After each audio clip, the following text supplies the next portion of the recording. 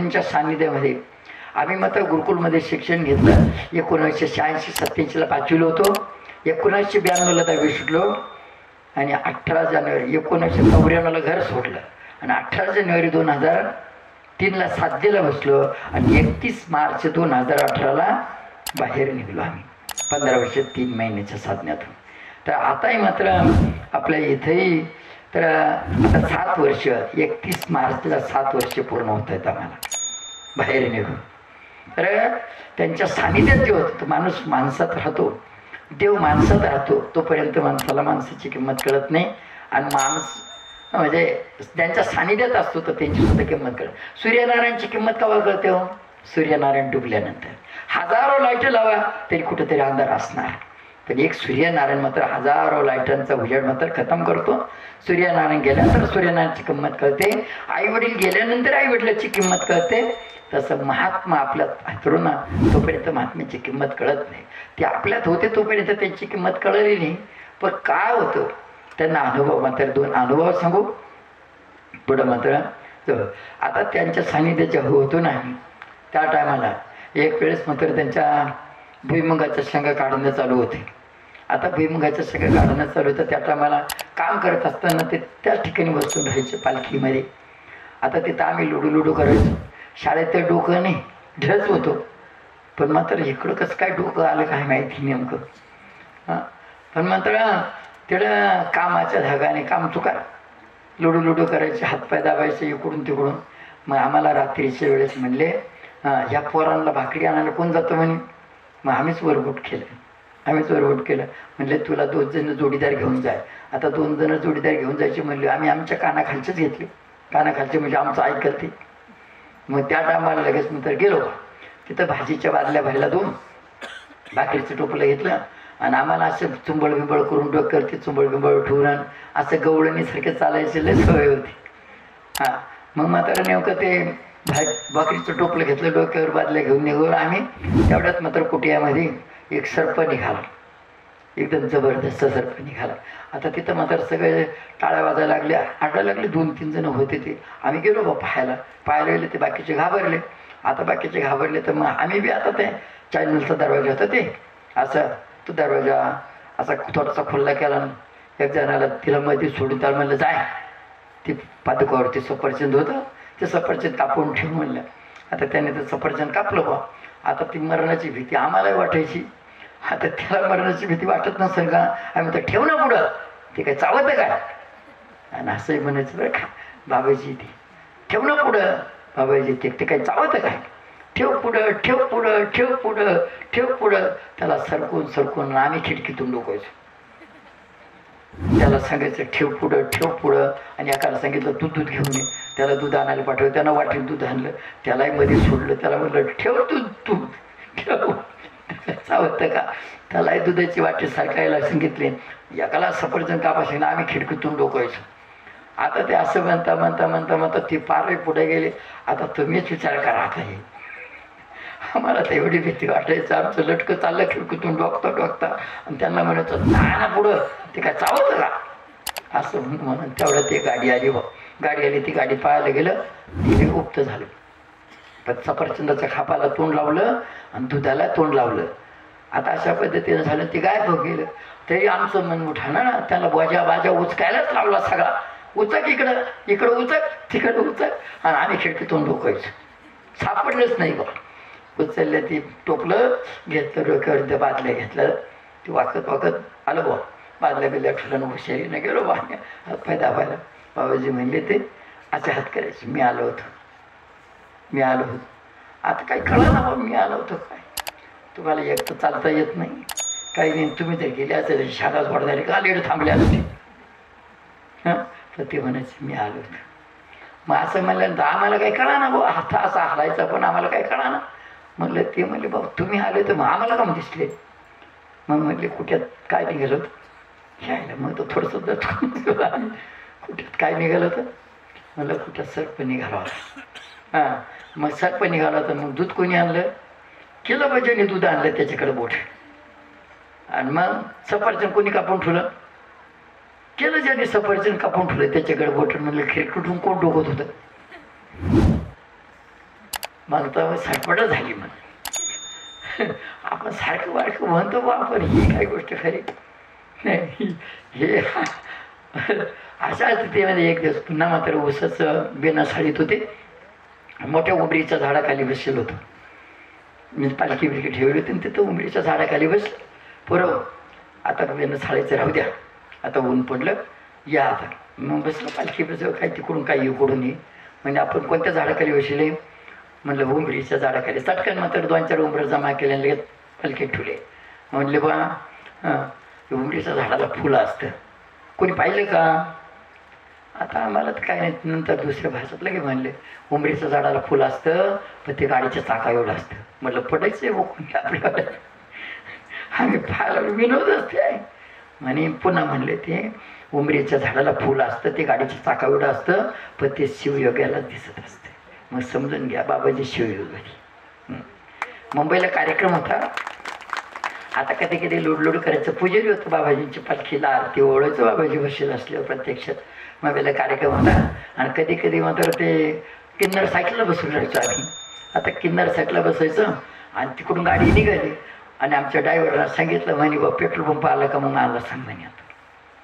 आता petrol pump आला का सांग म्हणे. आता मग हा मी रस्ताच पाहतो काय, पेट्रोल पंप काही दिसत नाही काय. हां एक तर आम्हाला लागायचं डुकल्या.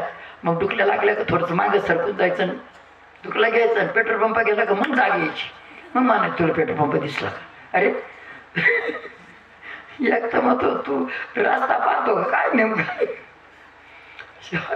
पेट्रोल पंप जवळ आला का डुकला लागायचं, मागं सरकून जायचं. डुकला घेऊन उठलो का मग विचारायचं तो पेट्रोल पंप दिसला. पार मुंबईपासून तर मात्र वेरूळला जाईपर्यंत पेट्रोल पंपच दिसला नाही. एकही पेट्रोल पंप दिसला. मग पेट्रोल पंप नव्हती का काय. या बाबाला काय पाठी दिसली नाही का पेट्रोल पंपाची. हा दिसला रस्ताच पाहायचा. तिकडे उतरल्याबरोबर मात्र म्हणे भाऊ पेट्रोल पंप तर काही दिसलाच नाही, पण आता इथे ती डिझेल आहे का पाहिजे. नाही तर सकाळी एक तर कार्यक्रम आहे आणि जायचं सगळं खोळबा होईल. आता तिथं पाहिलं तर नेमकं ती पट्टी काढली, पट्टी टाकून पाहिली ना, त्या पट्टीच्या तळाला सुद्धा डिझेल नाही ना त्या गाडीमध्ये. ती दुसरीची 5 लिटरची कॅन आणली आणि ती ओतलं त्याच्यामध्ये. मग गाडी बिना डिझेलची आली कशी. एक रस मात्र अशा पद्धतीनं करत होतो. तर पाठीमागं बाबाजी बसेल व्हायचे आणि पुढं होतो. त्यांची खिडकी होती. आता पुढं चाललं होतं लोलर ते रस्ता खडी दाबायचं. त्याच्या पाठीमागून असं लिहिलं होतं म्हणजे आता हे असंच चालायचं. हे आमचं ड्रायव्हर चाललं त्याच्या पाठीमागून हळूहळू. बाबाजींनी खिडकी उघडली. म्हणलं काहीतरी सांगते का काय. मग ते म्हणले अरे आता हे असंच चालायचं, आता हे असंच चालायचं. म्हणजे हळूहळू आता कवर चालते ते. त्याच्या पाठीमाग काय गेलंय म्हणे आता असंच चालायचं. म्हणून मात्र अशा पद्धतीनं हा दैवयोग होता. एक दिवस मात्र बाबाजी कार्यक्रमावरून आले आणि आम्ही मात्र विधी आरती झाली. त्या टायमाला असे नंबरशीर लाईन लावायची बाबाजींचं दर्शन घ्यायला. आम्ही कधीच नंबर लावला नाही, कारण की जो वशीला ज्याचा वशीला तो जाईल काशीला, ज्याचा नाही वशीला तो फाशीला, ज्याच्या हातात सत्ता तो खातो भत्ताना आपल्याला देतो लाथा. मग आता नेमकं काय बुद्धी सुचली काही नाही. 6वी 7वीपर्यंत 7वी-8वीपर्यंत बाबाजीचा सोहळाच गेलो नाही आम्ही. बाबाजीजवळ गेलो नाही. ते असे आवटळायचे कवटळायचे नाही, दाढी रुतायची. आता दाढीच आम्हाला झाली काय कर तसं गेलंच नाही. मग नेमकं दैवगाने त्या दिवशी बाबाजी कार्यक्रम आली, नंबर लावला. त्या नंबरमध्ये आता वशीला तिला काशीला जाईल. आम्ही मध्ये शिरून गेलो. पुढं 5-6 जण वर आहेत आणि पाठीमागं मात्र 5-6 जण राहिले. असं गेलो शिरून आम्ही. आम्हाला कोणीच काही म्हणलं नाही. मध्ये शिरलो तर, नाही तर मध्ये नंबराला शिरू देत नाही. आता त्याच्यातले 2-3 जण मात्र बाबाजी दर्शन केलं का असं डोक्यावर हात ठेवायचे आणि काढून द्यायचे. आणि त्यानंतर मात्र आता 2 जण पुढे राहिले बा. एक जणानं मागून दिला धक्का आणि त्याला असे मोठे डोळे करून पाहत होते त्याच्याकडं. तर तेवढ्यात आला नंबर आमचा नंबर आला. मग मात्र आमचा असा हात धरला आणि मग मात्र त्या एक पाठीमागची 5-6 जणांच्या डोक्यावरती हात ठेवून त्यांना काढून दिलं. आणि नंतर मग त्यांना सांगितलं दरवाजा लावून घ्या. आणि मग दरवाजा लावून घेतला आणि असं आवटळं कवटळं मात्र सगळी कसर काढली. मग म्हणले काय म्हणले तू कुठे राहशील, तू काय करशील. लग्न करशील का? आता त्याच्यासारखं मात्र म्हणजे ते बोलले त्यावेळेसारखं मात्र तो क्षण मात्र आठवला, अक्षरशः डोळ्यात पाणी येतं. म्हणून मात्र ह्या पद्धतीनं म्हणलं तोच डोक्यावर हटवलं आणि तेच आवटळलं कवटळलं, तोच प्रसाद तुमच्यासमोर आहे, तोच प्रसाद तुमच्यासमोर आहे. म्हणून अशा पद्धतीनं आता ज्या वेळेला थोडंसं मात्र त्यांचा प्रसंग सांगतो का, ज्या वेळेला 1 महिना कार्यक्रम होता, 1 महिना तर खडक माळेगावला कार्यक्रम होता. खडक माळेगावच्या कार्यक्रमामध्ये त्यांनी सांगितलं की मी फक्त महिनाभर. आता महिनाभर म्हणल्यावर मग आम्हाला तर लयच आनंद झाला. आम्हाला वाटतं महिन्याने यात्रेला जाणार ना, हे आमची पाळीची आता, कारण की वशिला होता ना असं म्हणले, पण त्याचा अर्थ नाही कळाला. 1 महिना म्हणलं, महिना बोलता बोलता महिना निघून गेला. आणि बाबाजी असे जर समजा विधी आरती करून जर बसले ना सकाळी सकाळी, तर ते नियोजन करत होते. असे जवळजवळ वेरूळला मात्र 5-7 मळे, एक नाथ नाला आहे, तिकडं नाथांनी दर्शन दिलं, तिकडं नाथ नाला आहे. साईबाबांनी जिथं दर्शन दिलं तिथं साईनाथ नाला आहे. जिथं मात्र माता पार्वती, गणपती आणि भगवान शिवप्रभू हे मात्र जिथं आले आणि माता पार्वतीने सांगितलं तुम्ही पुढं चला, मी लगेच येते शृंगार करून, तिथं शृंगार नाला आहे. अशा पद्धतीनं भरपूर असे मात्र मळे जिथं त्या आश्रमात म्हणजे त्या मळ्यामध्ये बाबाजींना दृष्टांत दिला. अशा मळ्यांमध्ये तर अशा पद्धतीनं मात्र बाबाजी का विधी झाली का लगेच नियोजन करायचे. 2 त्या मळ्यात जा, 2 साईनाथ नाल्यात जा, 2 नाथ नाल्यात जा, 2 सिंगर नाल्यात जा आणि मात्र 4-5 2-3 जण माझ्याबरोबर चाला, असं नियोजन करायचे. पण बोलता बोलता महिना संपून गेला. डिसेंबरचा महिना आला आणि अनुष्ठान बसायचं होतं. त्या कालावधीमध्ये बाबाजींना डायरेक्ट मात्र काही न म्हणताना लगेच मात्र फक्त शब्द वापरला, मला कुठं ठेवणार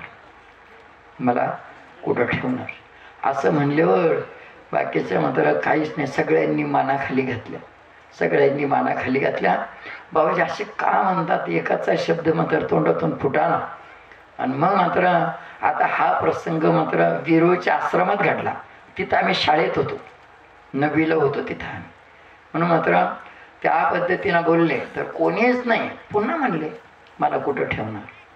त्या टायमाला एक प्रतिष्ठित व्यक्तीने धाडस करून म्हणले, बाबाजी असे का म्हणताय तुम्ही आज? ते म्हणले 3 वेळेस परत पाठवलं, आता जावंच लागेल. बस अशा पद्धतीनं म्हणले. आणि मग त्यांनी स्वतःच मात्र सांगितलं का बस उत्तर कोणाकडून मिळालं नाही. मग ते म्हणले एक तर इडं, नाहीतर दुसरं नाव घेतलं नाशिक, तिसरं नाव घेतलं त्र्यंबक आणि 4थं नाव घेतलं मात्र कोपरगाव. ह्या पद्धतीनं मात्र सांगितलं आणि झालं ना. आता तो विषय झाला. तिथून पुढं मात्र त्यांचं ते थोडं नियोजन झालं. आणि मग मात्र बोलता ते दिवस 5-7 दिवस मात्र निघून गेले. आणि नेमकं दत्त जयंतीचं अनुष्ठान आणि दत्त जयंतीच्या अनुष्ठानाचा 4था दिवस, 4थ्या दिवशी म्हणजे पुढं आपले दत्त जयंती 2 दिवस पुढं होती. दत्त जयंतीच्या मुहूर्तावर ते समापती होत होते बाबाजींची. म्हणून मात्र दत्त जयंती पुढं 3 दिवस राहिले. आणि एकादशीचा दिवस त्या दिवशी मात्र आपल्याकडं तिथं आश्रमामध्ये असं गोल मात्र फोन असायचा, तो रिंग फिरवणारा. आता तिथं काय नेमकं आम्हाला काय कळालं वळानं नेमकं, पण रिकामं बसलं की त्या हाफेसला कुलूप नाही, काही नाही असा फोन फिरायचा. इकडं एखाद्या मला सब स्टेशन लागून गेला तर सांगायचं इकडची लाईट बंद झाली, थोडीशी कडक आवाज. आणि पोलीस स्टेशनला लागून गेला तिकडून दम दिला, मग कुठं तरी लपून बसायचं, पोलीस गाडी. अशा पद्धतीनं मात्र करायचं. म्हणून मात्र फोन मोकळा होता. विधी आरती झाली का मग मात्र आम्ही पाठीमागची कामं म्हणते तिथं विश्रांती घेत होतो. 2-4 जण मात्र विधीच्या धाकाने मात्र तिथंच मात्र झोपून घेत होते. अशा स्थितीमध्ये त्या दिवसाचा प्रसंग 2-4 जण विधीच्या धाकाने मात्र तिथं झोपून घेतलं. तेवढ्या सकाळी 7 वाजता म्हणजे आता ती आख्यायिका अशी आहे का बाबाजींचं बऱ्याचशा ठिकाणी मात्र महाराष्ट्रामध्ये बऱ्याच ठिकाणी बाबाजींचे आश्रमे कोठे आहे. आम्ही बऱ्याच ठिकाणी फिरलो, परंतु बाबाजींचं आसन मात्र दक्षिण उत्तर कुठंच नाही, दक्षिण उत्तर कुठंच नाही, पूर्वेकडे डोकं आणि पश्चिमेकडे पाय अशाच पद्धतीचे आसनंही कुट्यामधले. परंतु मात्र ज्या दिवशी मात्र असं झालं त्या दिवशी बाबाजींनी आसन बदलायला सांगितलं. तिथे आमच्याच शाळेतले मुलगं होते. आम्ही जर समजा तिथं असलो तर मग काही मुलं मात्र शाळेतले मुलं त्यांच्याबरोबर असायची. त्यांनी मात्र ते सांगितलं की बाबाजींनी तिथं अशा अशा पद्धतीनं आसन बदललं. तुम्ही कदाचित यूट्यूबला पाहिलं असेल, यूट्यूबला त्या कार्यक्रमाची सविस्तर माहिती येते त्या पद्धतीनं.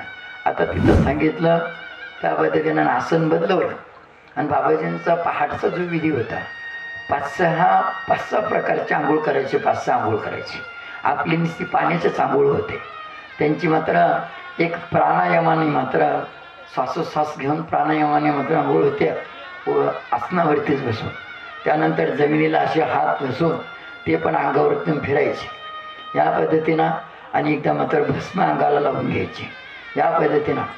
आणि काही वेळेस मात्र तर काही असा त्रास असला तर त्या टायमाला ह्या सगळ्या आंघोळी नित्यनेम असायचा त्यांचा. मला किती आजारपण येऊ द्या, किती तकलीफ होऊ द्या, तरीपर्यंत अशा पद्धतीच्या त्यांच्या आंघोळी व्हायच्या. परंतु त्यांना माहिती होतं का काय दैवयोग आता ती माहिती आहे, शेवटची आंघोळ मात्र अशा पद्धतीने होणार. म्हणून मात्र त्या पद्धतीने त्यांनी फक्त भस्म आंघोळ आणि मृत्तिका म्हणजे जमिनीवरती असा हात फिरून मात्र ती आंघोळ केली, प्राणायाम केली आणि त्यानंतर मात्र लगेच ध्यानाला बसले. तर अशा स्थितीमध्ये 4:35 तर बाबाजींनी ही लोकीची यात्रा संपवली. परंतु अशाच पद्धतीनं सकाळी मात्र 7 वाजता फोन आला. 7 वाजता फोन आला तर फोन उचलणार, रिंग वाजली का आम्ही कुठेही लांब असलो तरी मात्र पळत जायचं. फोन उचलल्यानंतर मात्र पाहिलं तर त्यात पहिलाच शब्द मात्र असं झालं तर आम्ही तिथंच बेशुद्ध पडलो. त्यानंतर दुसऱ्याने फोन उचलला, तोच शब्द ऐकवा. अशा पद्धतीने करता करता एक जणांना धाडीस केलं, ते शब्द ऐकला आणि त्याने मात्र किंकाळी मारली. पाठीमागची कमान होती त्या कमानीवरून मात्र उड्या टाकल्या खाली.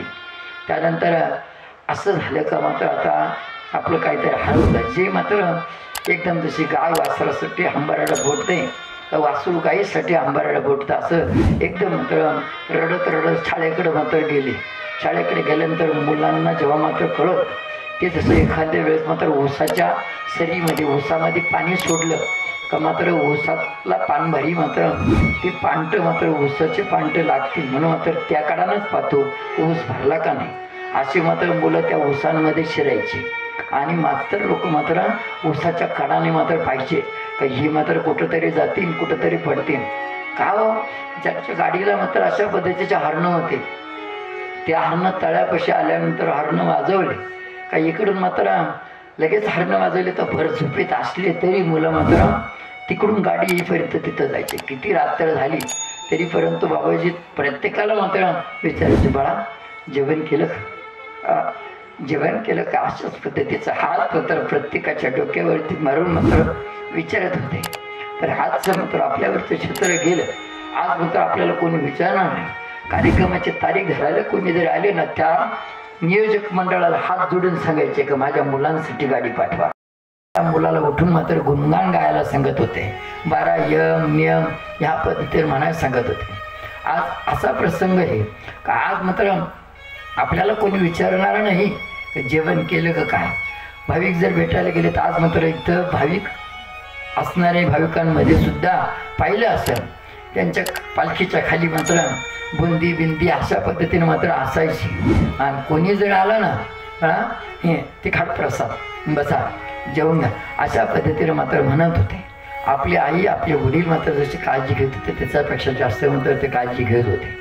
आम्हाला असं पद्धतीनं झालं का तेवढ्या याच्यात काहीच्या हाफ पॅन्टी काहीच्या अंगामध्ये असे बनेलं नुसतं सायरा वैरा मात्र पळायचे. परंतु एवढं असताना सुद्धा आम्हाला मात्र सांत्वन करण्याकरता मास्तर लोक होते. आपल्या त्या शाळेच्या त्या झांजऱ्या वगैरे ते काही तुताऱ्या बिताऱ्या ढोल बील हे ते घेऊन जसं मात्र रडणाऱ्या बालकाला मात्र खेळण्यासाठी मात्र खोळखोळे मला काहीतरी देतात तशा पद्धतीनं आम्हाला ते सांत्वन करण्याकरता ते घेतलं. आणि एक मात्र सायंकाळी 8 वाजता ही गाडी आली आणि सांगितलं त्यांनी का बाबाजी वेरूळकडे येत आहेत. म्हणून मात्र आपल्या सगळ्या मास्तरांनी सगळ्या मुलांना घेऊन तळ्याजवळच्या लिंगायत मठामध्ये मात्र आणलं. तिथं मात्र एकमेकाच्या गळ्यात पडून मास्तर मात्र सगळ्याला अशा पद्धतीला कवळी धरून डोळे पुसत होते की कुठं जातीन ह्या पद्धतीनं. तर रात्री 2:30 वाजता पुन्हा एक गाडी आली. 2:30 वाजता गाडी आली आणि त्यांनी सांगितलं की बाबाजी अंधरसुरीपासून कोपरगावकडे गेले. त्या टायमाला आम्ही जेव्हा मात्र इकडं हिरमोसल्या आणि तिथून आलो का आता आपलं काही खरं नाही, आपल्याला कोणी विचारणार नाही. परंतु तेवढ्या मोठ्या प्रसंगातसुद्धा मात्र आम्ही तिथं शाळेवरती पोचतो लगेच आम्हाला 2 गाड्या घ्यायला आल्या. तशाच पद्धतीनं मात्र कोणाची हाफ पॅन्ट तर कोणाचं बनियन तर कोणाचं काय तर तसेच मात्र लेकरं सगळे गाडीमध्ये बसले त्या दोन्ही गाड्यामध्ये. सकाळी मात्र सूर्यदेव उगायच्या टायमाला कोपरगावच्या मात्र त्या आश्रमाच्या परिसरामध्ये पाहिलं एवढी मोठी गर्दी. तर तिथं अशा पद्धतीनं गाड्या जायला जागा नाही, बस मात्र थांबलेल्या, त्या बसवरती मात्र लोक बसेल. जेव्हा मात्र आम्ही तो एवढा मोठा समाज पाहिल्यानंतर शिका मात्र आम्हाला एवढं आवरण अशा पद्धतीनं तोंड जोडायचं. आम्ही नेमकं बाबाचे मुलं आले असं म्हणून आता पोलिसांनी असा सावरलं. जेव्हा मात्र आम्ही पालखीपाशी मात्र पोचलो ना, पालखी इतक्या उंचावरती होती. एक टेबल ठेवला, टेबलच्या खाली एक खुर्ची ठेवली, ते टेबल ठेवला, टेबलावरती एक खुर्ची ठेवली. आम्ही त्या खुर्चीवरून टेबलावरच्या खुर्चीवरून मात्र तिथं ज्या टायमाला आम्ही पालखीमध्ये बाबाजींच्या मांडीवरती डोकं ठेवत होतो ना, त्या टायमाला बाबाजींचा हात मात्र आमच्या डोक्यावरती राहत होता. परंतु त्यावेळेला मात्र अशा पद्धतीनं काही डोक्यावरती हात बाबाजींना ठेवला नाही असं दुःख मात्र होत होतं. याच्या पुढचा प्रसंग मात्र फार ते डोळ्यात पाणी आणण्यासारखा प्रसंगाची का समाधी आम्ही डोळ्याने पाहिलेली. म्हणून मात्र अशा पद्धतीनं आता इथंच मात्र पुढचा प्रसंग न सांगताना हेच मात्र आज ज्यांच्या नावाने मात्र आपण हा कार्यक्रम करतोय, ज्यांच्या नावाने मात्र हे सगळं चाललंय, ते आजही मात्र आपल्यामध्ये वास्तव्यात आहे. नाही तर हे आपल्यासारख्या काय शक्य कोणाचे असते जग चाले, कोणाचे असते जग बोले. त्या परमेश्वराच्या सत्तेशिवाय मात्र जाण्याचं पान नाही आले. म्हणून मात्र आजच्या शिवेला इथंच पूर्णविराम देऊ. एक उद्याचं नियोजन मात्र अशा पद्धतीनं बोलता 3.5 दिवस मात्र 3 दिवस कसे संपून गेले हे काही कळलं नाही. पण मात्र दैवयोगाने जेव्हा आपली भेट होईल त्या टायमाला पुढचा काही कार्यक्रमाचा प्रसंग मात्र सांगूया. आता सगळ्यांसाठी महाप्रसाद आहे, फक्त प्रसाद मंत्रीपर्यंत सगळ्यांनी ओम जनार्दन या मंत्राचं जप करायचं.